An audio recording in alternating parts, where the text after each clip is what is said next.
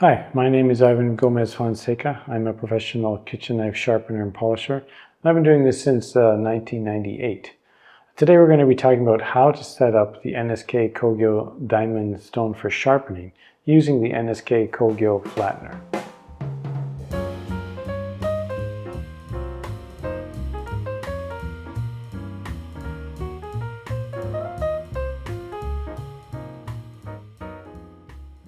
So let's go over what you need for flattening. So first, of course, we need stone that we're going to be flattening. In this case, it's the 800 grit NSK Kogyo diamond stone. And after that, we obviously need the flattener. And here we're going to be using the NSK Kogyo diamond stone flattener. Currently on the market, I haven't seen or found any flatteners that are made to flatten diamond stones.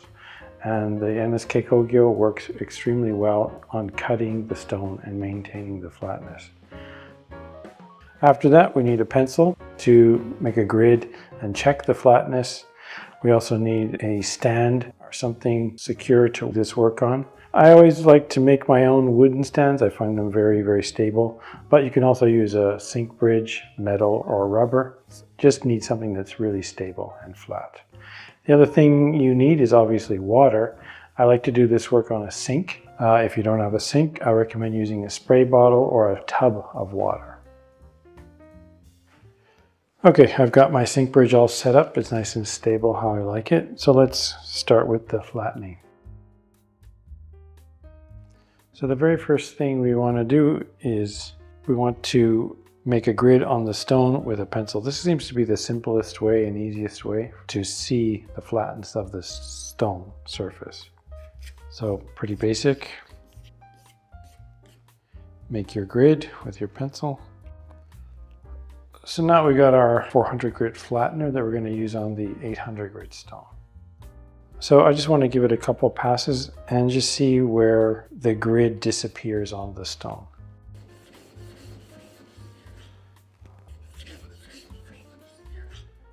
So after we did a couple passes, we can see the areas that were removed, and that's in here. So those are our higher spots, and the lower spots are the areas that still have the pencil grid.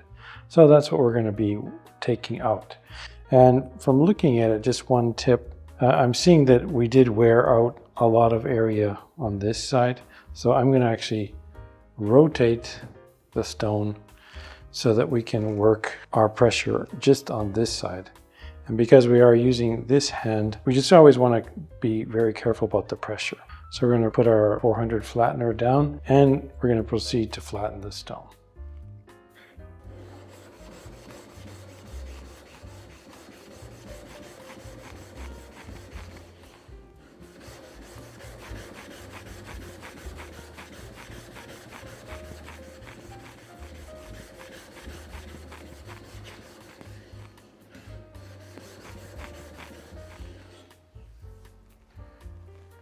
So I just washed off the stone just so we can actually see what's happening on the stone.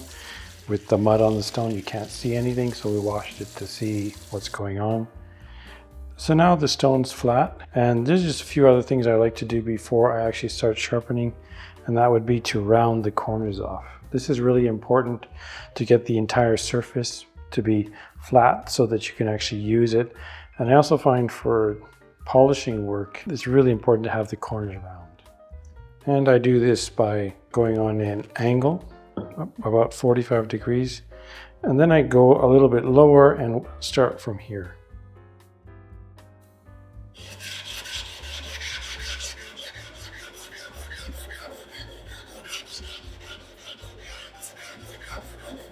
And then I kind of blend that all together. What I'm looking for is a very nice smooth transition. And then I go around the entire stone and do the same thing.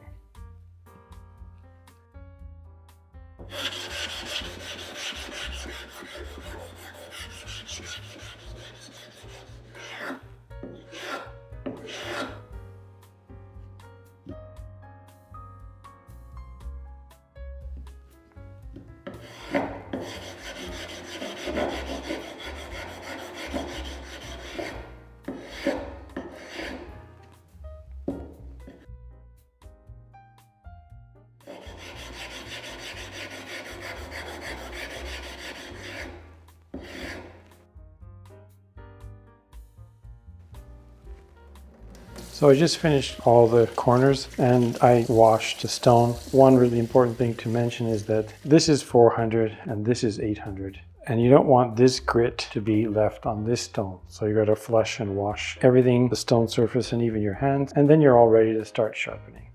Now we can start sharpening and the flattening is done.